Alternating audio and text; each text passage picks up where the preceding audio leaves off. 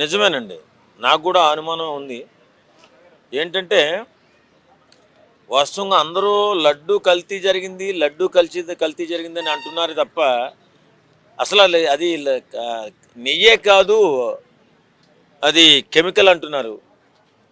మరి అలాంటి కెమికల్ 2 కోట్ల లడ్డులు ఆ 5 సంవత్సరాల కాలంలో ఇచ్చేశారు ప్రజలకి. మరి అందరూ తిన్నటువంటి వ్యక్తులు ఏమైనా ఆరోగ్యంగా ఉన్నారా అందరూ అనే అనుమానం కూడా వస్తుంది. ఎందుకంటే ఇది ఒక విధంగా ఆలోచిస్తే ఇది ఏమన్నా కుట్రనా, హిందువులపై జరుగుతున్నటువంటి కుట్రనా, లేక మెడికల్ మాఫియానా? ఇది చాలా నిశ్చితంగా పరిశీలిస్తే దేన్ని పక్కకు పోవడానికి వీళ్ళు ఇంత గందరగోళం సృష్టిస్తున్నారో నాకైతే అర్థం కావట్లేదు.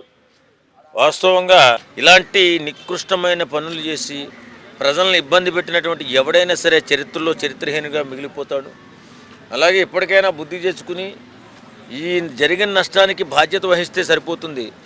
లేకపోతే ప్రజలు ఇబ్బంది పడే అవకాశం ఉంది. కాబట్టి ఇలాంటి వ్యాఖ్యలు చేసి ప్రజల్లో గందరగోళం సృష్టించి గొడవలకు కారణం కాకూడదని నేను కోరుకుంటున్నాను.